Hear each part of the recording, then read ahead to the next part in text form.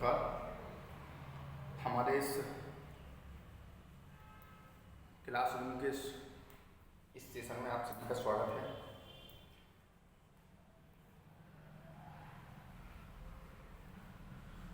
बाल विकास के सेशन में आप सभी का स्वागत है। आज मैं जिस विषय पर चर्चा करने वाला हूँ वो है अधिगम। अधिगम टॉपिक क्या है, अधिगम की विशेषताएं क्या है, अधिगम का अर्थ क्या है, अधिगम की परिभाषाएं क्या है। आज मैं इन सभी विषयों पर चर्चा करने वाला हूँ।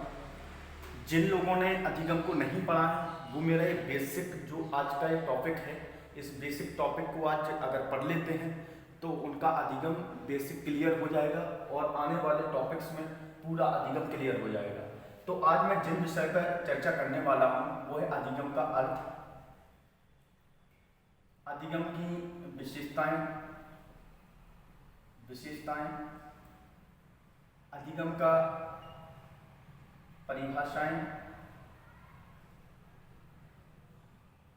और अधिगम के प्रकार। आज के इस टॉपिक में इससे बहुत ही छोटे छोटे सवाल पूछ लिए जाते हैं और कई लोगों से एक छोटे छोटे प्रश्न जो है वो नहीं बनते हैं। कई लोग ऐसा सोचते हैं कि अधिगम का इतना जो संकीर्ण अर्थ है यही अधिगम है, लेकिन ऐसा नहीं है। अधिगम का इससे बहुत गहराई से प्रश्न पूछ लिए जाते हैं और कई बार तो क्या है कि लोगों से ये नहीं बनते हैं। तो मैं आज सबसे पहले बात करने जा रहा हूँ अधिगम के अर्थ की। तो अधिगम का जैसे कि आप सभी लोग अर्थ जानते होंगे, कुछ लोग तो ये कह रहे होंगे कि अधिगम तो हमसे बनता है। तो अधिगम का केवल एक अर्थ नहीं होता है सीखना। कई लोग जानते हैं कि अधिगम का अर्थ केवल सीखना है। सीखना एक संकीर्ण अर्थ है, ये याद रखना है। अधिगम का जो सीखना अर्थ है वो बहुत संकीर्ण अर्थ है। अधिगम वैसे वास्तविकता में अधिगम का अर्थ क्या है? अधिगम को हम यूँ कह सकते हैं कि अधिगम को लर्निंग में इंग्लिश में LEARNING लर्निंग बोलते हैं और हिंदी में इसे बोलते हैं सीखना, और बाल विकास की शब्दावली में इसे बोलते हैं अधिगम। लेकिन अधिगम के अगर हम डीप अर्थ की बात करें तो अधिगम का अर्थ होता है व्यवहार में परिवर्तन। व्यवहार में परिवर्तन। अब वो परिवर्तन कैसा होना चाहिए? हमारा जो स्वाभाविक व्यवहार है, जो हम स्वाभाविक क्रियाएं करते हैं, उस स्वाभाविक व्यवहार में जब कोई परिवर्तन होता है तो उसे हम अधिगम कहते हैं। अब व्यवहार में जो परिवर्तन होता है वो एक स्थायी परिवर्तन हो सकता है और अस्थायी परिवर्तन हो सकता है। मैं आपको इसी तरीके से बता रहा हूँ स्थायी परिवर्तन क्या है और अस्थायी परिवर्तन क्या है। स्थायी परिवर्तन अभ्यास के द्वारा हो सकता है। आप बार बार किसी चीज का अभ्यास करेंगे तो अधिगम में स्थायी व्यवहार में आपके में स्थायी परिवर्तन होगा और उसी को हम कहेंगे अधिगम। और दूसरा हम कह सकते हैं प्रशिक्षण के द्वारा हो सकता है। कोई आप प्रशिक्षण लेते हैं, ट्रेनिंग लेते हैं, तो उस ट्रेनिंग के द्वारा भी आपके अधिगम यानी कि व्यवहार में स्थायी परिवर्तन होगा, उसको भी हम अधिगम बोलेंगे। और तीसरा हम बोल सकते हैं अनुभव। अनुभव के द्वारा भी व्यवहार में स्थायी परिवर्तन होता है, इसे भी हम क्या बोलते हैं? स्थायी परिवर्तन को अधिगम बोलते हैं। अब अनुभव क्या है? अनुभव यह है कि जब एक बच्चा आग को छू के देखता है और वो जल जाता है, उसे उस आग को छूने से जो अनुभव प्राप्त हुआ उससे उसे क्या हो गया? स्थायी अधिगम हो गया। अब भविष्य में उस तरीके की लाल चीज उसे जलती हुई दिखाई देगी तो उसे वो टच नहीं करेगा, क्योंकि उसे पता है कि इससे मैं जल जाऊंगा। उसे ये अधिगम हो गया कि ये आग है और इससे जल जाते हैं, इसको छूना, डायरेक्ट छूना हानिकारक है। यानी कि आप किसी चीज का प्रशिक्षण भी लेते हैं, ट्रेनिंग भी लेते हैं, तो ट्रेनिंग से भी आपके व्यवहार में स्थायी परिवर्तन होता है और व्यवहार में हुए स्थायी परिवर्तन को ही क्या कहते हैं? अधिगम कहते हैं। अधिगम केवल सीखना नहीं है, सीखना बहुत संकीर्ण अर्थ है। और जो विस्तृत अर्थ के बारे में बात करेंगे वो है हमारे स्वाभाविक व्यवहार में स्थायी परिवर्तन। और स्थायी परिवर्तन अभ्यास यानी बार बार रिवीजन के द्वारा हो सकता है, किसी ट्रेनिंग के द्वारा हो सकता है और अनुभव प्राप्त करने से हो सकता है। अस्थायी परिवर्तन भी व्यवहार में होते हैं, जैसे मादक पदार्थों के सेवन से। मादक पदार्थों का अगर आपने सेवन किया तो आपके व्यवहार में अस्थायी परिवर्तन होगा। यानी कि आपने दारू पी ली, जैसे आप बोलते थे वैसे नहीं बोल रहे हैं, आप जिस तरीके से रहते थे वैसे व्यवहार में क्रियाएं नहीं दिख रही हैं, व्यवहारिक क्रियाएं नहीं दिख रही हैं, यानी कि अस्थायी परिवर्तन है। जैसे ही आपकी दारू उतरेगी आपका फिर से व्यवहार बदल जाएगा। तो हम कह सकते हैं कि व्यवहार में अस्थायी परिवर्तन भी होता है। लेकिन चीज ये रखना है, आपसे क्वेश्चन पूछा जाएगा कि व्यवहार में स्थायी परिवर्तन किन के कारण होता है, तो आपको वो सिर्फ 3 चीजें याद रखनी है, यानी कि अभ्यास, प्रशिक्षण और अनुभव। इन्हीं 3 के द्वारा व्यवहार में स्थायी परिवर्तन होता है। उसी को हम क्या कर सकते हैं, जब व्यवहार में अभ्यास, यानी कि हम सिंपल सी डेफिनेशन इसकी बोल सकते हैं, व्यवहार में अभ्यास, प्रशिक्षण और अनुभव के द्वारा हुए स्थायी परिवर्तन को क्या कर सकते हैं, अधिगम कर सकते हैं। दूसरी भाषा में हम यूं बोल सकते हैं कि स्वाभाविक व्यवहार में होने वाले प्रगतिशील परिवर्तन या परिमार्जन को ही अधिगम या सीखना कह सकते हैं। फिर भी आप ध्यान से सुन लेना इस चीज को कि स्वाभाविक व्यवहार में, स्वाभाविक जो हमारा स्वभाव है, यानी कि जो स्वाभाविक व्यवहार है, तो इस स्वाभाविक व्यवहार में हुए प्रगतिशील परिवर्तन, यानी कि जो आप प्रगति की है, आपने प्रगतिशील परिवर्तन किया है या परिमार्जन किया है, व्यवहार में जो परिमार्जन किया है, उस जो स्थायी परिमार्जन है, यानी कि प्रगतिशील और परिमार्जन को, स्थायी परिवर्तन को, स्वाभाविक स्थायी परिवर्तन को आप क्या कह सकते हैं, अधिगम कह सकते हैं। तो अधिगम का आप सिंपल सा अर्थ समझ चुके होंगे कि अधिगम है क्या, और वर्तमान में जो अधिगम है वो व्यवहार में परिवर्तन के कारण है, और इस व्यवहारवाद का जनक जे.डी. वॉटसन को कहा जाता है। इस व्यवहारवाद का जनक मैं अभी पूरे बाद पढ़ाऊंगा, तो बाद के जरिए आपको बता दूंगा कि व्यवहार में व्यवहारवाद क्या है, संज्ञानवाद क्या है और जिज्ञासावाद क्या है, पूरे बाद पढ़ाऊंगा, तो उसमें बाद के जनक और सभी चीजों को मैं क्लियर कर दूंगा। तो सबसे पहले आपको मैंने बता दिया कि अधिगम का अर्थ क्या होता है। अब मैं बताने जा रहा हूं अधिगम की परिभाषाएं। आप अगर आराम से देखेंगे इस चैप्टर को तो पूरी परिभाषाएं, अर्थ आपका क्लियर हो गया होगा। अब मैं परिभाषाओं की बात कर रहा हूं और परिभाषाएं आपको आसानी से याद हो जाएंगी। परिभाषाएं देखिए, परिभाषाएं क्या है, किन किन मनोवैज्ञानिकों ने अधिगम के बारे में क्या बोला है, इनके बारे में मैं बात करता हूं। सबसे पहले एक मनोवैज्ञानिक है वुडबर्थ। वुडबर्थ महोदय क्या कहते हैं अधिगम के बारे में, तो वुडबर्थ ने कहा नवीन ज्ञान तथा नवीन प्रतिक्रियाओं तथा नवीन प्रतिक्रियाओं के अर्जन को अधिगम कहते हैं। कई बार ये डेफिनेशन आपके एग्जाम में आ चुकी है, तो मैं सबसे पहले ध्यान से देखना कि किताबों से देखने में और रखने में बहुत डिफरेंस है, क्योंकि बाल विकास में बहुत सारी डेफिनेशंस हैं और इतनी सारी डेफिनेशन को आप नहीं रख सकते हैं। तो आपको एक लॉजिक समझना होगा और लॉजिक के जरिए आप आसानी से सारी परिभाषाओं को याद कर सकते हैं। तो परिभाषाओं में लॉजिक क्या है, जैसे कि मैंने बोला वुडबर्थ की डेफिनेशन, तो वुडबर्थ से आप एक शब्द पकड़ लेंगे नवीन, यहाँ पर भी नवीन मिल जाएगा, यानी कि नवीन ज्ञान और नवीन प्रतिक्रियाएं। आपको किसी अन्य की डेफिनेशन में, अधिगम की किसी भी मनोवैज्ञानिक की डेफिनेशन में ये दो शब्द नहीं दिखाई देंगे।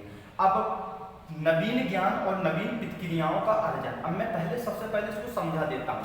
जब आप कोई नवीन ज्ञान प्राप्त करते हैं और नवीन प्रतिक्रियाएं प्राप्त करते हैं और उनका अर्जन करते हैं, यानी ग्रहण करते हैं, तो आपको क्या हो गया, अधिगम हो गया, ये कहते हैं वुडबर्थ। लेकिन आपको सीखना कैसे है कि आपको दिखाई देगा कि नवीन ज्ञान तथा नवीन प्रतिक्रियाओं के अर्जन को अधिगम कहते हैं, किसने कहा है, ऐसा क्वेश्चन आएगा तो आपको लगाना उसका वुडबर्थ। लेकिन मैंने बोला आप इस शब्द को पकड़ लीजिए, इस शब्द को पकड़ लीजिए। जैसे इस शब्द को पकड़ा तो यहाँ पर वुड मतलब बूढ़ा व्यक्ति याद रखना है, और बर्थ मतलब होता है जन्म लेने वाला व्यक्ति। तो बूढ़ा व्यक्ति जन्म लेने वाले व्यक्ति को क्या देता है, नवीन ज्ञान देता है और नवीन प्रतिक्रियाएं देता है। तो आपको वुडबर्थ यानी कि बूढ़ा व्यक्ति बर्थ लेने वाले व्यक्ति को नवीन ज्ञान और नवीन प्रतिक्रियाएं दे रहा है। आप अगर इतना सा भी मेरा पॉइंट याद रखते हैं तो आपको जैसे ही एग्जाम में दिखेगा कि नवीन ज्ञान और नवीन प्रतिक्रियाओं के अर्जन को क्या कहते हैं, तो सिंपल सा लगा देंगे कि नवीन ज्ञान और नवीन प्रतिक्रियाओं के अर्जन को अधिगम कहते हैं। ये किसने कहा है, ये कहा है वुडबर्थ महोदय। ठीक है, दूसरी डेफिनेशन की मैं बात करता हूँ। दूसरी डेफिनेशन है स्किनर की। स्किनर क्या कहते हैं, आइए देखते हैं स्किनर ने क्या कहा। स्किनर ने अधिगम के बारे में कहा कि जो आपकी सीखना है वे व्यवहार में उत्तरोत्तर सामंजस्य की प्रतिक्रिया है। स्किनर ने कहा अधिगम अधिगम व्यवहार में उत्तरोत्तर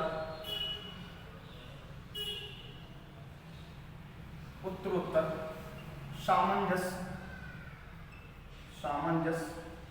की प्रक्रिया है।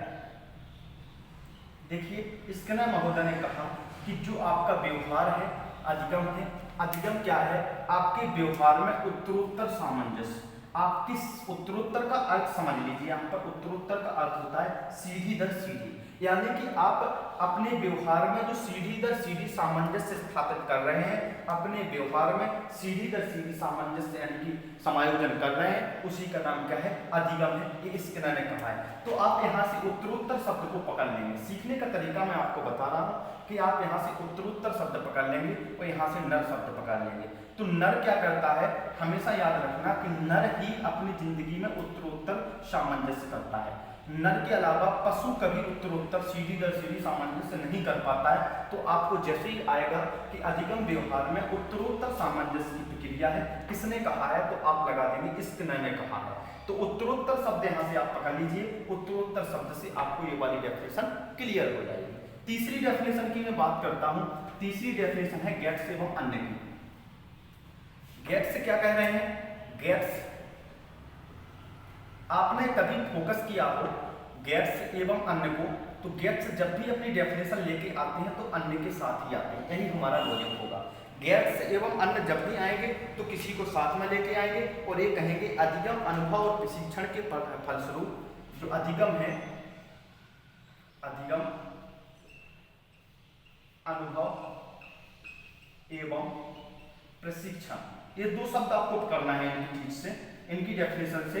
ये शब्द पकड़ना है कि अधिगम जो है वो अनुभव और प्रशिक्षण, मैंने ये दो चीजें आपको पहले भी बताई थी कि अनुभव और प्रशिक्षण के परिणाम स्वरूप व्यवहार में परिवर्तन है।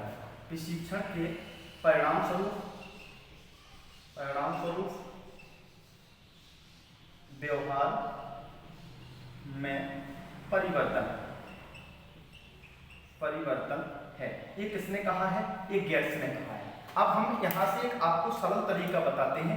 पहले तो मैंने बोल दिया कि अधिगम जो है वो अनुभव प्रशिक्षण से स्थायी परिवर्तन होता है आपके व्यवहार में, और उस व्यवहार में अधिगम जो है अनुभव प्रशिक्षण के परिणामस्वरूप व्यवहार में परिवर्तन है। ये तो मैं पहले ही बोल चुका हूँ, लेकिन आपको यहाँ से पकड़ने कैसा है कि गेट्स एवं अन्य ने क्या कहा है। तो जब भी गेट्स आते हैं तो अन्य के साथ आते हैं और हमें प्रशिक्षण देखे जाते हैं, जिसकी डेफिनेशन में भी आपको प्रशिक्षण दिखेगा, यानी कि प्रशिक्षण किसी ज़्यादा लोगों की डेफिनेशन में नहीं दिखेगा। प्रशिक्षण शब्द जो दिखेगा वो केवल किसकी डेफिनेशन में दिखेगा? गेट्स की डेफिनेशन में दिखेगा। वो आपको वहाँ लगा देना है कि ये जो डेफिनेशन कही गई है वो गेट्स के द्वारा कही गई है। ठीक है, तो आपको यहाँ से गेट्स और अन्य के साथ प्रशिक्षण शब्द पकड़ लेना है। अगली डेफिनेशन यानी कि आपको स्किनर की डेफिनेशन हो गई, वुडवर्थ की डेफिनेशन हो गई, गेट्स की डेफिनेशन हो गई। अब मैं बात करता हूँ गिलफोर्ड की डेफिनेशन की। और गिलफोर्ड महोदय क्या कहते हैं? देखना आप, गिलफोर्ड महोदय कह रहे हैं, गिलफोर्ड ने कहा कि जो अधिगम है व्यवहार के बदले व्यवहार में परिवर्तन है। यानी कि कैसे कहा? कि व्यवहार के कारण व्यवहार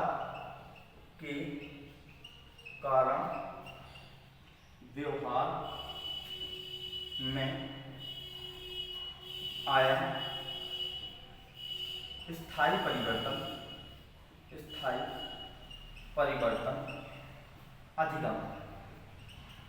देखो, मैंने पहले ही बोला था कि व्यवहार के कारण व्यवहार में, यानी कि व्यवहार किसी से मिलता है, यानी कि आपके साथ जो जैसा व्यवहार करता है उसी के कारण आपके व्यवहार में क्या हो जाती है? तब्दील हो जाता है। जैसे कि बांडुरा ने सामाजिक अधिगम के सिद्धांत में कहा था कि समाज में जो कुछ भी बच्चे देखते हैं वही ग्रहण करते हैं, वही अधिगम हो जाता है उनका।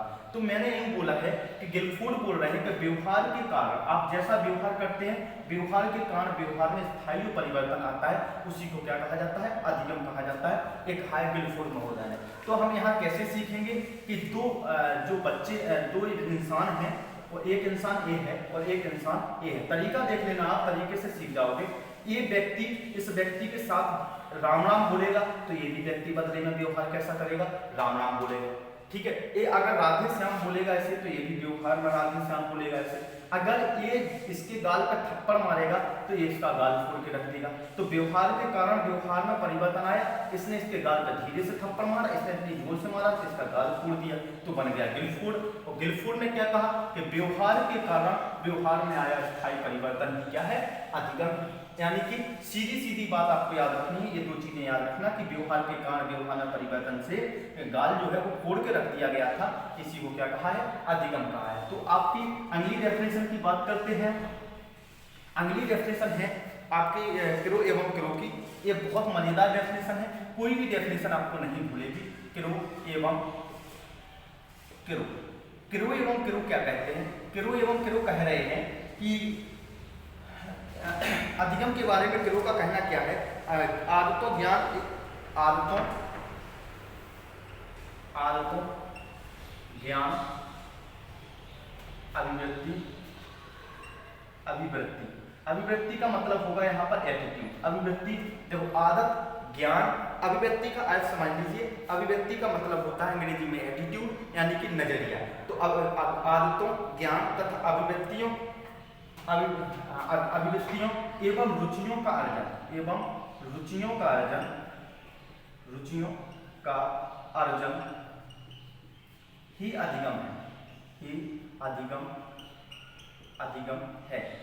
तो ध्यान रखिएगा, आदतों ज्ञान अभिव्यक्ति और रुचियों का अर्जन ही क्या है, रुचियों का अर्जन ही क्या है, अधिगम है। ये किसने कहा है, क्रो एवं क्रो ने कहा है। तो देखिए इधर क्रो एक शब्द, एक बार और क्रो। अब ये बताइए कि एक क्रो था तो दूसरे क्रो को लेकर क्यों आया, तो इसको हमने ऐसे जोड़ लिया कि ये क्रो पति हो गया, ये क्रो उसकी पत्नी हो गई, और ये अपनी पत्नी से कह रहा है कि अपनी आदत ज्ञान एटीट्यूड, अभिव्यक्ति का मतलब क्या हो जाएगा, एटीट्यूड एवं रुचियों का अर्जन कीजिए। आपकी आदतें सही नहीं है, ज्ञान सही नहीं है, अभिव्यक्ति सही नहीं है और रुचियां सही नहीं है, आप इन सभी चीजों को बदलिए। किसने कहा, एक क्रो पति ने अपनी दूसरी क्रो यानी पत्नी से कहा। तो मैंने कहा आदतें ज्ञान अभिव्यक्ति और रुचि, जहां भी शब्द दिखेंगे तो आपको क्रो एवं क्रो याद आ जाएगा और आप आसानी से इसको लगा देंगे।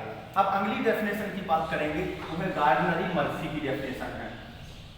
गार्डनरी मर्फी क्या कहते हैं, यानी कि इनका नाम है शॉर्ट में मर्फी। मर्फी क्या कह रहे हैं, मर्फी कहते हैं, इनका पूरा नाम है इनका गार्डनरी मर्फी।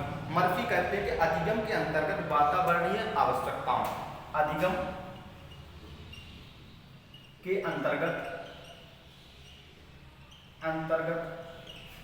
वातावरणीय, दोस्तों ध्यान से देखना इसको, वातावरणीय आवश्यकताओं की पूर्ति के लिए,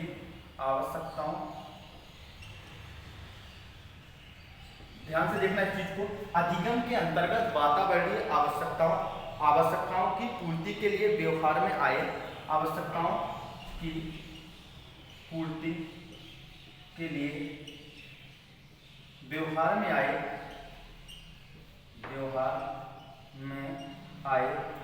समस्त परिवर्तन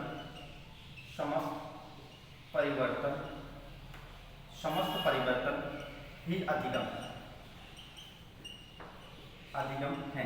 तो गार्डनरी मर्फी क्या कह रहे हैं, अधिगम के अंतर्गत, ध्यान से देखना, अधिगम के अंतर्गत वातावरणीय आवश्यकताओं की पूर्ति के लिए व्यवहार में आए समस्त परिवर्तन ही अधिगम है। इन्होंने कहा वातावरणीय आवश्यकता। अब याद कैसे रखना है, आज आप मर्फी से याद रखिए बर्फी के लिए, देखो आप यहाँ से जोड़ देना, बर्फी के लिए वातावरणीय आवश्यकताओं की पूर्ति के लिए, यानी कि बर्फी के लिए आवश्यकताओं की पूर्ति के लिए, बर्फी की आवश्यकताओं की पूर्ति के लिए व्यवहार में आए समस्त परिवर्तन ही अधिगम है। आपको अगर कोई बोलेगा कि मैं मिठाई दूंगा, तो आपकी आवश्यकताओं की पूर्ति के लिए व्यवहार में आए समस्त परिवर्तन, यानी कि बर्फी की आवश्यकता, वातावरणीय शब्द जोड़ दीजिए यहाँ पर और यहाँ से इसको यहाँ जोड़ दीजिए, यानी मर्फी की जगह बर्फी की आवश्यकताओं के लिए की पूर्ति के लिए व्यवहार में परिवर्तन आ जाते हैं इंसान के, और उसी को क्या कहते हैं, अधिगम कहते हैं। तो मर्फी कहते हैं कि अधिगम के अंतर्गत वातावरणीय आवश्यकताओं की पूर्ति के लिए व्यवहार में आए समस्त परिवर्तन ही अधिगम है। ये किसने कहा है, गार्डनरी मर्फी ने कहा है। अब एक डेफिनेशन और मैं बात करूंगा यहाँ पर कोल्विन की। कोल्विन महोदय ने क्या कहा, कोल्विन क्या कहते हैं, कोल्विन कह रहे हैं, कोल्विन महोदय यानी 7वीं डेफिनेशन की बात कर रहा हूं मैं, और कोल्विन महोदय कहते हैं पहले से निवृत्त व्यवहार में, पहले से पहले से निर्मित व्यवहार में, देखिए अब कोलबिन का ध्यान रख लेना कि कोलबिन ने शब्द का प्रयोग किया है पहले से निर्मित व्यवहार में, अनुभवों द्वारा हुए परिवर्तन। अनुभव शब्द हर जगह आएगा, अनुभवों द्वारा हुए परिवर्तन को अधिगम कहते हैं, को अधिगम कहते हैं। देखिए आप यहाँ पर इन्होंने कोलबिन ने कहा कि पहले से निर्मित व्यवहार, पहले से जो निर्मित व्यवहार था वो किसी के अनुभव मिल गए उसको। देखो पहले से जो निर्मित व्यवहार था अब नया अनुभव मिला, उसके द्वारा आपके पहले से निर्मित व्यवहार में कुछ परिवर्तन हुए, उसी को अधिगम कहा। किसने कहा? कोलबिन ने। तो मैं आपको बोल दूं कि आपके जो पहले से निर्मित व्यवहार थे मैंने कॉल करके उनको अनुभव दिया और आपके अनुभव द्वारा उनमें परिवर्तन हो गया, यानी कॉल के द्वारा पहले से निर्मित आपकी चीजें बदली हैं। जब मैंने कॉल पर आपको कुछ अनुभव दिए तभी पहले से निर्मित व्यवहार आपको बदला है। तो यहाँ से कॉल शब्द उठा लीजिए और कॉल शब्द से क्या हुआ? तो कॉल शब्द से ये हुआ कि कॉल द्वारा मैंने आपको क्या दिए? कुछ अनुभव दिए, जिससे पहले से निर्मित व्यवहार आपका कुछ परिवर्तन हो गया और उसी को अधिगम कहा। तो मैं फिर से एक बार रिपीट कर देता हूं सभी की डेफिनेशंस के बारे में कि वुडवर्थ महोदय क्या कहते हैं। वुडवर्थ महोदय ने क्या कहा? नवीन ज्ञान और नवीन प्रतिक्रियाओं के अर्जन को ही अधिगम कहते हैं। यानी कि वुडवर्थ से आपको याद रखना था नवीन ज्ञान और नवीन प्रतिक्रियाएं। स्किनर से आपको याद रखना था उत्तरोत्तर सामंजस्य, आपको गैस से याद रखना था प्रशिक्षण शब्द, और गिलफोर्ड से याद रखना था व्यवहार के बदले व्यवहार, और आपको क्रो एवं क्रो से याद रखना था आदतें, ज्ञान, अभिव्यक्ति और रुचि, और आपको गार्डनरी मर्फी से याद रखना था कि मर्फी के कारण वातावरणीय आवश्यकताओं की पूर्ति के लिए जो आए चेंजेस हैं। कोलबिन से आपको याद रखना था पहले से निर्मित व्यवहार में अनुभवों द्वारा हुए परिवर्तन को क्या कहते हैं? अधिगम कहते हैं। इस तरीके से हमारी पूरी डेफिनेशन हो चुकी हैं। अब मैं बात करता हूं व्यवहार में की जो आपकी विशेषताएं हैं उनके बारे में।